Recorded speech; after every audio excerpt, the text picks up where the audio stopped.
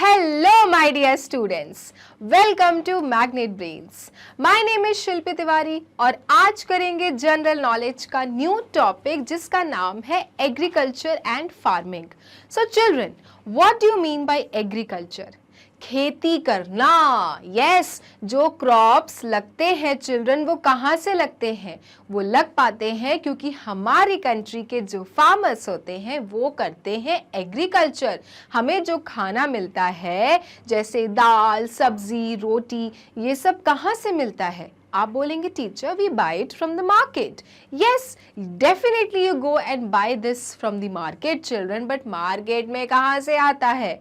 Market में आता है चिल्ड्रन फैक्ट्रीज से. लेकिन फैक्ट्रीज वाले अल्टीमेटली चीजें लाते हैं कहाँ से? फार्मर्स से. अगर फार्मर्स ने दाल, चावल, सब्जी लगाना छोड़ दिया तो चिल्ड्रन हम सब भूखे रह जाएंगे. और इसलिए एग्रीकल्चर बहुत ज़्यादा ज़रूरी है.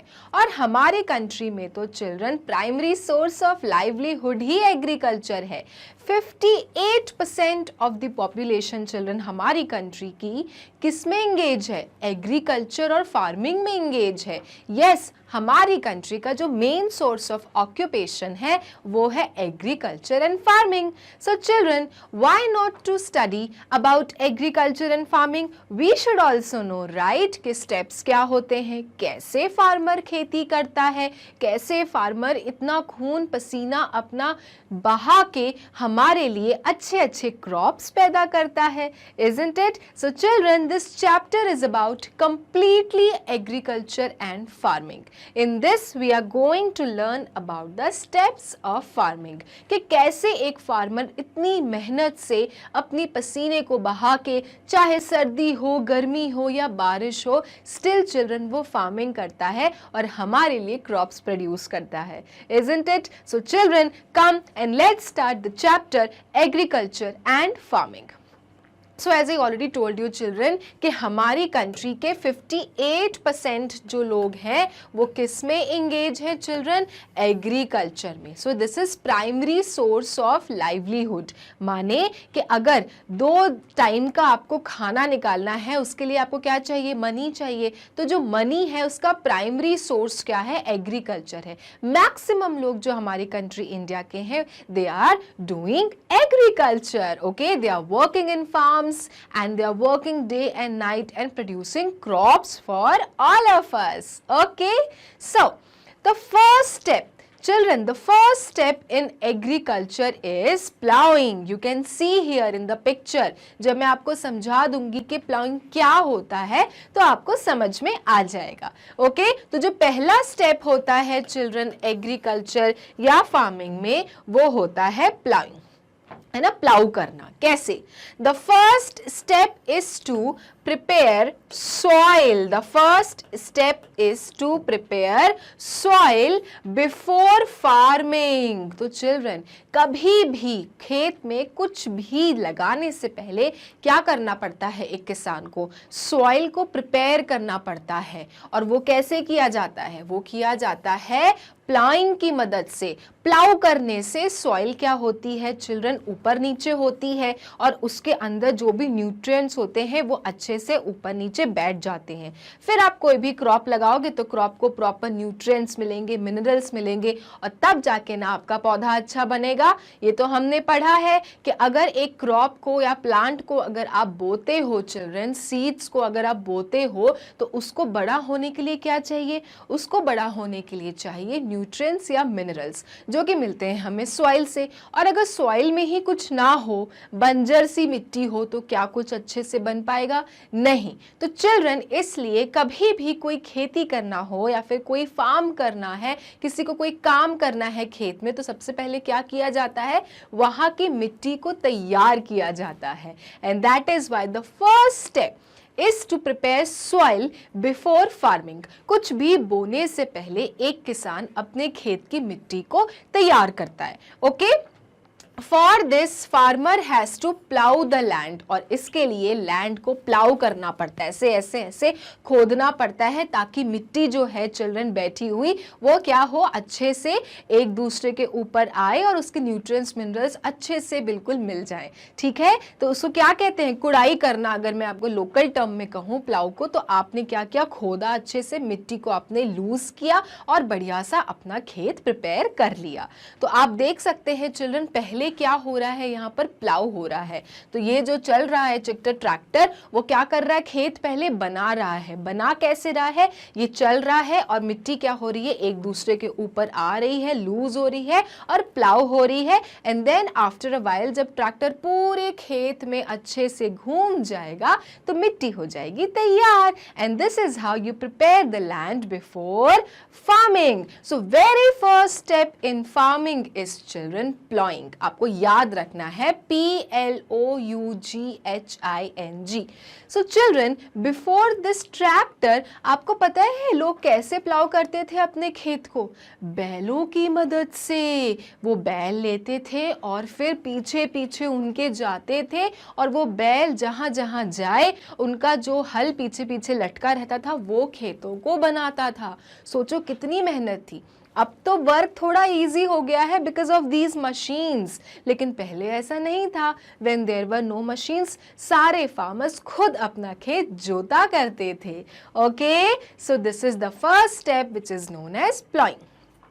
देन नेक्स्ट स्टेप क्या है, नेक्स्ट स्टेप है, एक बार जब खेत बन जाता है फार्मर का तो फिर क्या होता, तैयार हो गया, फिर वो क्या करेगा, फिर वो द सेकेंड मोस्ट काम करेगा, that is seeding, sowing the seed, माने बीज को बोएगा। अब खेत रेडी हो गया, मिट्टी भी अच्छे से एक दूसरे से मिल चुकी है, अब क्या करेंगे, अब उसमें हम सीड्स को बोएंगे। Okay, so farmer has to make sure that the seeds must be of good quality। लेकिन चिल्ड्रन, एक किसान को बहुत कुछ सोचना पड़ता है। उसको ये पहले सोचना पड़ता है या देखना पड़ता है कि जो सीड्स वो अपने खेत में बोने वाला है वो अच्छी क्वालिटी का है भी कि नहीं, क्योंकि sometimes when seeds are not of good quality children, तो प्रोडक्शन उतना अच्छा नहीं हो पाता है। इसलिए this is very important that seeds should be of good quality. Okay, high yielding and disease free. क्या होना चाहिए, सीड्स में हाई यील्ड की पार होनी चाहिए, मतलब खूब उपजाऊ, बहुत सारा प्रोडक्शन करने का पार होना चाहिए। हाई यील्ड मतलब खूब सारा प्रोडक्शन हो, एंड डिजीज फ्री, और कीड़े ना लगे।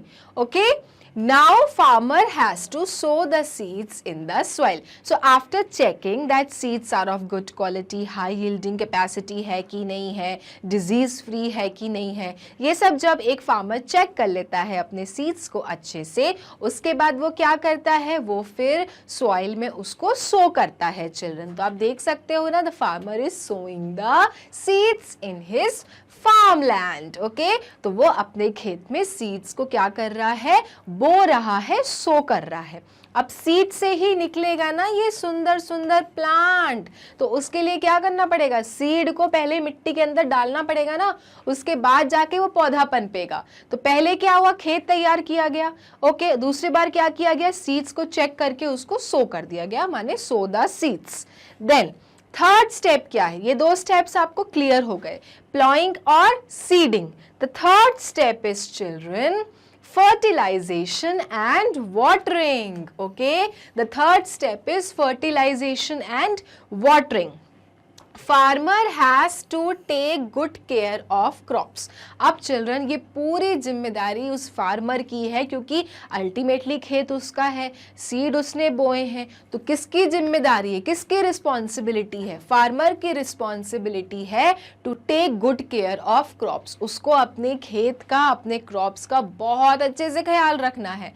सीड्स फूटा, ठीक है, पौधा उसमें से निकला, अब उस क्रॉप का उसको बहुत अच्छे से ख्याल रखना है जब तक क्रॉप अच्छे से पक ना जाए। Okay, there is no need to add fertilizers if already added while preparing the soil. अब क्या होता है, दो काम होता है, कि एक बार जैसे क्रॉप जब निकली तो आपने फर्टिलाइजर्स डाल रहे हो कि नहीं। फर्टिलाइजर्स मतलब खाद।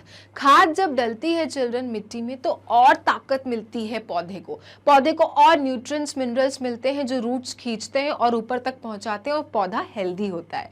लेकिन चिल्ड्रन फर्टिलाइजर्स हमको तभी डालना है जब आपने खेत तैयार करते समय मिट्टी में फर्टिलाइजर्स नहीं बनाए, ठीक है। बहुत जो किसान होते हैं, बहुत जो फार्मर्स होते हैं, व्हाट डू दे डू, जब वो प्रिपेयर कर रहे होते हैं अपने लैंड को, सॉइल को, तो उसी समय फर्टिलाइजर्स को मिक्स कर देते हैं। लेकिन बहुत लोग होते हैं जो उस समय नहीं करते हैं, तो कब करते हैं, फिर जब क्रॉप लगा लेते हैं तब वो खाद डालते हैं ताकि पौधे को और क्या मिले, हेल्थ मिले और वो अच्छे से ग्रो करे, ठीक है। So this is only return that there is no need to add fertilizers. आपको फर्टिलाइजर्स माने खाद, मैन्योर डालने की जरूरत नहीं है if already added while preparing the soil. अगर आपने सॉइल बनाते समय ऑलरेडी ऐड कर दिया था तो आपको फिर अब डालने की जरूरत नहीं है। अदरवाइज फिर आप क्या करेंगे, फर्टिलाइजर्स डालेंगे ताकि क्रॉप क्या हो, अच्छे से बढ़े। Alright, proper irrigation is required farming. और चिल्ड्रन किसी भी फार्मिंग के लिए सबसे ज़्यादा ज़रूरी है प्रॉपर इरिगेशन। कितने बार आपने भी सुना होगा कि बारिश नहीं हुई तो खेत हमारे बर्बाद हो गए, पूरी की पूरी फसल का नुकसान हो गया, सुना है ना। क्यों? क्योंकि चिल्ड्रन इरिगेशन मतलब proper water supply is must. अगर आप कोई भी प्रोडक्शन कर रहे हैं through farming, it is very much required that there should be proper irrigation, okay. Otherwise crops नहीं अच्छे से होते हैं चिल्ड्रन। तो चिल्ड्रन जो इंडिया कंट्री है उसमें जो 90% ऑफ द फार्मर्स हैं they are dependent on nature, माने कि रेनफॉल पे वो डिपेंडेंट होते हैं, और 10% हैं जो आर्टिफिशियल वाटर सप्लाई से अपने खेतों को अच्छे से वाटर करते हैं। But children every time you can not be dependent on what, natural rain water. कभी बारिश हो रही है, कभी नहीं हो रही है, अपने हाथ में तो है नहीं। तो इस तरह से चिल्ड्रन फार्मर्स का कभी कभी बहुत नुकसान हो जाता है, उनकी पूरी की पूरी फसल बर्बाद हो जाती है, सूख जाती है अगर समय पे उनको पानी ना मिले तो। तभी यहाँ पे लिखा है कि proper irrigation is required, proper irrigation is required. A farmer has to water the field. आप देखो, आप घर में ही जब गार्डनिंग करते हो, प्लांट्स लगाते हो, तो बराबर उनको वाटर देते हो ना, पानी देते हो ना। आप भी सुनते होगे, अरे पानी दे दो उस पौधे को, नहीं तो वो मर जाएगा, वो सूख जाएगा।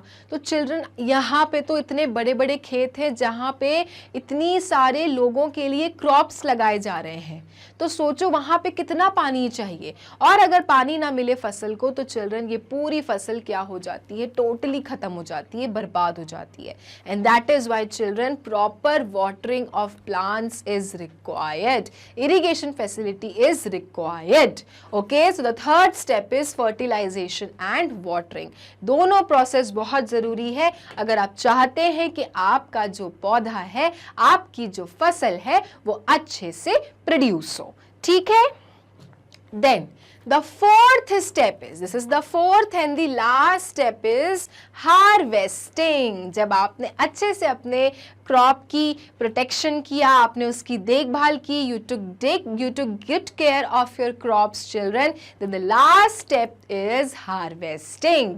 Timely harvesting is necessary for good quality and maximum production। Children, timely उनका हार्वेस्ट करना चाहिए, मतलब टाइमली उनकी कटाई होनी चाहिए, ना ही जल्दी कि भाई क्रॉप पके नहीं, अच्छे से फसल हुई नहीं कि आप जल्दी जल्दी उसको कट करवाने लगे, हार्वेस्ट करवाने लगे, और ना ही बहुत देर, क्योंकि चिल्ड्रन ये टाइम बहुत ज़्यादा मैटर करता है हार्वेस्टिंग में अगर आपको गुड क्वालिटी ऑफ प्रोडक्शन चाहिए, okay. So you should always go and observe your crops that whether the crops are properly ripened और नॉट। तो ये फार्मर का काम होता है कि वो अपने खेतों को ऑब्जर्व करते हैं, अच्छे से देखते हैं और समझते हैं कि अब सही समय आ गया है हार्वेस्टिंग का कि नहीं, ठीक है।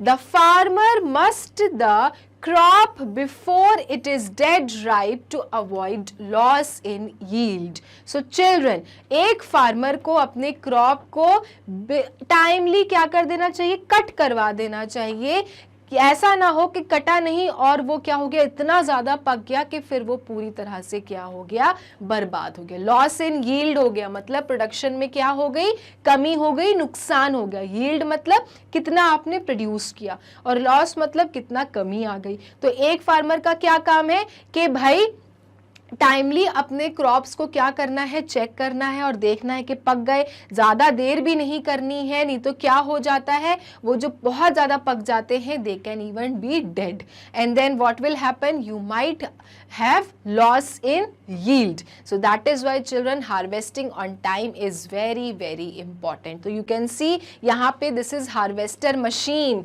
ये क्या है, this is harvester machine children. I don't know whether you have seen this or not, but जब धान लगती है खेतों में या फिर गेहूं लगता है खेतों में चिल्ड्रन, तो जब उनके हार्वेस्टिंग का टाइम आ रहा होता है नियर बाय, तो आपको ये वाली मशीन्स काफ़ी ज़्यादा खेतों में नज़र आएंगी। तो आप देख सकते हैं किस तरह से यहाँ पे कटाई हो रही है।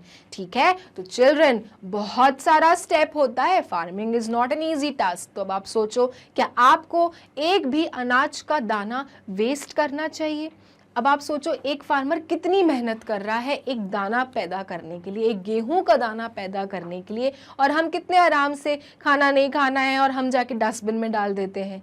So children, we must value food as well as we must value the farmer's hardship children, कि how much he is doing for all of us, right? He is putting so much of efforts to produce crops for all of us, so we must value, right? Okay, so let's start the exercise of this chapter together. मेरे साथ solve करना और एक एक करके हम सारे answers निकाल लेंगे। So the first question is, choose the right answer.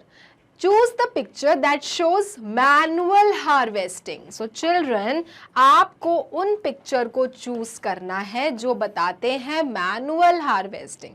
आपको हार्वेस्टिंग का मतलब पता है, हार्वेस्टिंग मतलब कटाई, कि जब क्रॉप आपकी पूरी तरह से प्रोड्यूस हो जाती, माने पक जाती है, अच्छे से राइपेंड हो जाती है, तो फिर हम क्या करते हैं, हम टाइमली उनकी कटाई करते हैं। सो चिल्ड्रन, दो प्रकार के हार्वेस्टिंग होते हैं। एक होता है मैनुअल हार्वेस्टिंग, जब आप मैन की मदद से, माने ह्यूमंस की मदद से कटाई करते हैं, वो हो जाता है मैनुअल हार्वेस्टिंग। और दूसरा होता है चिल्ड्रन मैकेनिकल हार्वेस्टिंग, जब आप मशीन्स की मदद से कटाई करते हैं। लेकिन आपके क्वेश्चन में पूछ रहा है कि आपको वो पिक्चर को सिलेक्ट करना है जो बता रहा है मैनुअल हार्वेस्टिंग, कि जब इंसान खुद से पौधों की कटाई करता हो। तो इन चारों में से आपको कौन सा लग रहा है that shows manual harvesting? So the children, second picture shows manual harvesting, क्योंकि पहले वाले में तो चिल्ड्रन हार्वेस्टर चल रहा है विच इज मैकेनिकल हार्वेस्टिंग। तीसरे वाला जो पिक्चर है it's itself a harvester children, तो यहाँ तो कोई सवाल ही नहीं उठता है मैन का। और फोर्थ वाले में चिल्ड्रन जो फार्मर है वो अपने क्रॉप को सिक्योर कर रहा है, प्रोटेक्ट कर रहा है। तो सेकेंड पिक्चर में children you can see the crops are there, और यहाँ पे एरो दिया हुआ है कि उसको अब हम क्या करेंगे चिल्ड्रन, निकालेंगे। Crops are totally what, prepared, और अब हम इसको हार्वेस्ट करेंगे। So this is children manual harvesting. Clear everyone? Okay, next, select the crop that are commonly harvest mechanically. So children, अब आपको उन क्रॉप को आप सेलेक्ट करना है जो हार्वेस्ट होते हैं मैकेनिकली, मतलब मशीन्स के द्वारा इनकी हार्वेस्टिंग पॉसिबल है। Manual harvesting is difficult. So children, you have corn, maize, second is tomato, third is children your, yes, this is pumpkin, and the fourth one is children wheat. So children, ये सब तो आराम से manually भी harvest किया जा सकता है कि गए और तोड़ा, गए और तोड़ा, गए और तोड़ा। लेकिन चिल्ड्रन, जो गेहूं की फसल होती है वो बहुत ज़्यादा होती है और उसको हार्वेस्ट करना होता है डिफ़िकल्ट। सो इसलिए चिल्ड्रन हम यहाँ टिक करेंगे that this crop requires harvest mechanically. It requires that mechanically harvesting should be done using harvester. Okay, now next, Which tools are used in manual harvesting? So children, जब manual harvesting आपको मैंने समझा दिया, जब आप हाथों की मदद से कटाई करते हैं, तो कौन से tools की ज़रूरत पड़ती है children manual harvesting में? So you have 4 options given. So children, ये होता है rake, इससे आप सिर्फ सफाई कर रहे होते हो, ठीक है। सेकेंड है चिल्ड्रन हैमर। हैमर तो आपको पता है कि आपने कुछ ठोकना हो तो आप हैमर का इस्तेमाल करते हो, माने हथौड़ी। तीसरा है चिल्ड्रन सिकल। सिकल जो होता है उससे आप करते हो मैनुअली कटाई, ओके। और फोर्थ है चिल्ड्रन जिससे आप पानी देते हो। तो कौन सा वाला टूल यहाँ पे यूज होगा मैनुअल हार्वेस्टिंग में? This is third one children, sickle, okay. जो सिकल होता है it is commonly used for manual harvesting. तो जहाँ पे जिस खेत में मैनुअली हार्वेस्ट करना पड़ता है, हाथों की मदद से कटाई करनी होती है, वहां पे हम सिकल यूज करते हैं, okay. Now moving to next. Choose the pictures that show methods of storing crops. तो चिल्ड्रन, जो क्रॉप्स लगाते हैं आपको उनमें से ये पिक्चर चूज करनी है जहाँ पे उनको स्टोर किया जाता है, जिस प्रकार से स्टोर किया जाता है। तो पहले वाले में तो भाई बच्चा खा रहा है बड़े मजे से। दूसरे वाले में there is a storage food but उसके अंदर children I can see meat, okay. यहाँ पे कोई क्रॉप नहीं स्टोर्ड है। तीसरे वाले में जो बच्चा ही is washing the vegetables. And the fourth one is children you can see the crops are properly stored, okay. So कौन सा वाला हम सेलेक्ट करेंगे? The last one, isn't it? So the last one shows the methods of storing for crops, okay. So these are the questions children, and these questions are very very interesting. Next है match the name of cultivation to its related picture. ये भी बहुत simple है, हमने chapter के दौरान किया है, तो आप इनको सही से मैच कर सकते हैं। पहला है चिल्ड्रन लैंड प्रिपरेशन। पहले हमको सॉइल को प्रिपेयर करना पड़ता है, दिस वी लर्न राइट, कि पहले हम प्लाउ करते हैं, खेत तैयार करते हैं, सॉइल को तैयार करते हैं। तो पहला है लैंड प्रिपरेशन, वो कहाँ हो रहा है आपको दिख रहा है? So children, the last picture where the farmer is using his bulls to plough the soil, right. So children, जब ट्रैक्टर्स नहीं थे तो खेतों को कैसे तैयार किया जाता था? बैलों की मदद से हल जोत कर। तो पहला जो लैंड प्रिपरेशन है वो हमने लास्ट वाली पिक्चर से मैच कर दिया। सेकेंड है चिल्ड्रन इरिगेशन, माने प्रॉपर पानी मिले फसलों को, ओके, बिल्कुल भी कमी ना आए पानी मिलने में। तो चिल्ड्रन सेकेंड है अपना watering the crops, that is irrigation. Third है चिल्ड्रन सीड सोइंग। कहाँ दिख रहा है आपको कि सीड सो कर रहे हैं, बीज लगा रहे हैं? तो बहुत ही सिंपल दिख रहा है, यहाँ पे बीजों को डाला जा रहा है, माने बोया जा रहा है।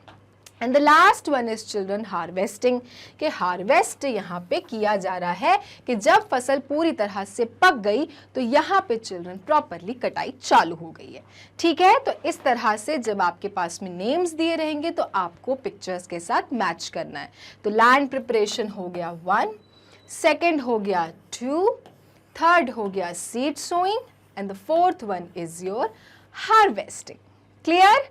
Okay, now next, write down the steps of farming. So children, पढ़ा है चैप्टर में हमने 4 स्टेप्स अच्छे से किए हैं, तो आपको यहाँ पे सिंपली एक एक करके समझ के स्टेप्स लिखना है कि starting from the first to last. पहला स्टेप होता है चिल्ड्रन प्लाउ करना, मतलब सॉइल को तैयार करना, जो यहाँ पे बैलों की मदद से किया जा रहा है, माने कि first step is preparing the soil. Second क्या करेंगे चिल्ड्रन? ऑब्वियसली जब खेत तैयार कर लेंगे तो हम क्या करेंगे? बीज लगाएंगे, सीड सो करेंगे। तो सेकेंड हो गया सोइंग द सीड्स, ठीक है। तीसरा हो जाता है चिल्ड्रन कि जब आपने सीड लगा लिया, आपको उसको क्या करना है? वाटर करना है, मतलब fertilisation and watering, okay, fertilisation and watering. तो यहाँ पे वाटरिंग कर दी हमने। उसके बाद चिल्ड्रन हम उनको क्या कर रहे हैं? बराबर फर्टिलाइज कर रहे हैं, इंसेक्टिसाइड्स, पेस्टिसाइड्स दे रहे हैं, क्योंकि अगर ये नहीं देंगे तो क्रॉप्स हमारे हेल्दी नहीं होंगे। तो एक बार जब आपकी क्रॉप्स ऊपर आ गई, बराबर इरिगेशन करते करते फिर आप उनको अच्छे से दवाइयाँ दोगे, उनको प्रॉपर न्यूट्रिएंट्स प्रोवाइड करोगे, खाद प्रोवाइड करोगे, मैन्युअर प्रोवाइड करोगे। And then when the crop is totally ripened, completely ripened and it is ready to cut, the last step is children Yes, harvesting. The last step is harvesting. So right from the plowing, second your is seed sowing, third your irrigation and fertilization, and the last one is children harvesting. तो इस तरह से children आपके हो जाते हैं steps of farming. अब आपको बिल्कुल भूलना नहीं है children कि steps of farming क्या होते हैं. आप लोग को आराम से समझ में आ गया है अब कि प्लाउ क्या करना होता है, सीड सो करना क्या होता है, इरिगेशन क्या होता है और अंत में हार्वेस्टिंग क्या होती है. ओके, तो ये थी आपकी exercise of chapter agriculture and farming. अब एक इन्फॉर्मेशन कि अगर आपको मैग्नेट ब्रेन्स के वीडियोस देखने होते हैं, जाना है गूगल क्रोम पे, लिखना है India's number 1 100% free online education platform. नीचे दिए रहेंगे classes. For example you are in class 3, click class 3. आपके सारे टीचर्स विद देयर सब्जेक्ट्स आपको दिखेंगे. अब मान लीजिए आपको जीके पढ़ना है, आपने जीके वॉच नाउ दबाया, आपको जीके के सारे चैप्टर वाइज वीडियोस दिखेंगे. कोई पर्टिकुलर एक वीडियो देखना है, play the button and the video will start. Okay, तो इस तरह से आप बहुत सारे वीडियोस में किसी एक पर्टिकुलर वीडियो को कभी भी देख सकते हैं. ऑलराइट, तो ये था आपका topic children agriculture and farming. Next video में हम करेंगे न्यू टॉपिक से शुरुआत. तब तक के लिए मैग्नेट ब्रेन्स को लाइक, फॉलो, सब्सक्राइब करना ना भूलें, क्योंकि मैग्नेट ब्रेन्स देता है kindergarten to grade 12 free videos and free education. Thank you.